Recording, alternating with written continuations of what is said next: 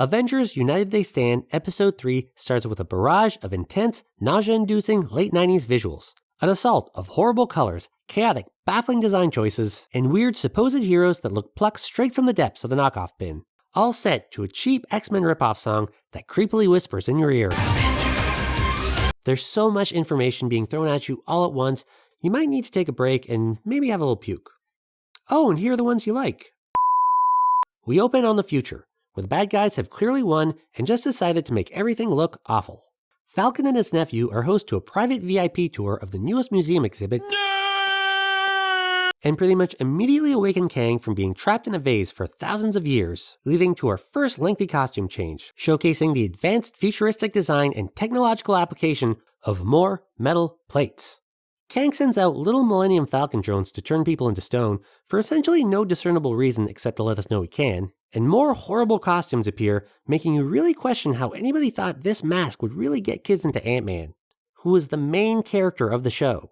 Who are you? The Avengers United They Stands are kind of just a really ugly version of the X-Men, with Tigra essentially just being Rogue with beast powers, and is even voiced by the same actress who plays Rogue. While Hawkeye is unfortunately just Wolverine with Hawkeye powers, and is even voiced by the same actor who plays French Wolverine. Damn it, happy about that. Kang realizes at first glimpse of the Avengers that he's clearly in the worst timeline ever, and leaves in search of his obelisk, My obelisk, presumably to escape to some other, less migraine-inducing era.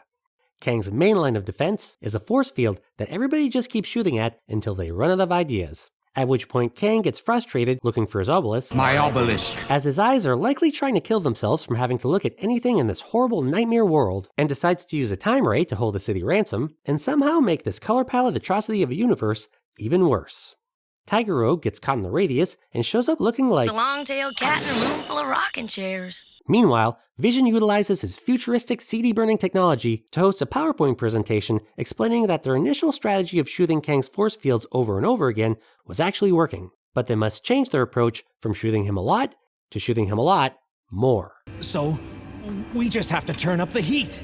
Kang tracks the obelisk, My obelisk, down to Avengers Mansion, and we get an even lengthier costume change scene, this time focusing on Ant-Man, Wasp, and yet another Falcon sequence, depriving the episode of the greatest transformation scene of the entire show when Hawkeye, who was wearing a very awkward and glaring red and yellow Avengers belt on his otherwise purple-themed costume, suddenly gets another identical belt on top of his first belt.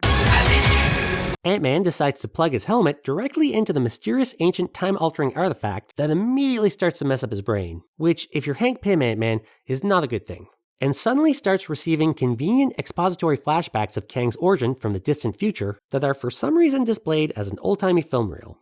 Meanwhile, the team just keeps shooting at Kang, seemingly weakening him enough that even elderly dying Tigra is able to get a kick in, now demonstrating both the looks and agility of a modern-day Iggy Pop. Well, yeah, okay. Yeah, I can see that. Yeah. Kang takes Wasp hostage, and we get a really overdrawn, melodramatic back and forth between Ant-Man and the other Avengers about why he shouldn't trade the lives of every person who's ever lived in the history of the universe to save his wife from being crushed for a couple extra seconds.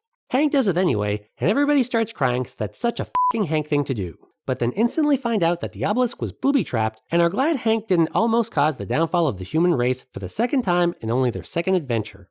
Vision grabs the corpse and everything pretty much goes back to normal, which still looks like this, so yeah. Everyone takes turns stroking Ant-Man's ego for not destroying all of civilization, and it's another win for the Headache Avengers. Hail to the king, baby. That was episode 3 of Avengers United They Stand, and this was Sewer Surfin', where we traverse the vast gloopy wasteland of random TV episodes. Maybe we'll do Justice League Unlimited. Maybe we'll do the Cowboys of Moon Mesa. Make sure to subscribe to our Patreon to get your name in the Bazooka Buddies credit corral, and a chance to submit your suggestions for new episodes we might review. Thanks again for watching. Comet breeze the mesa to the western skies with the sound of 1,000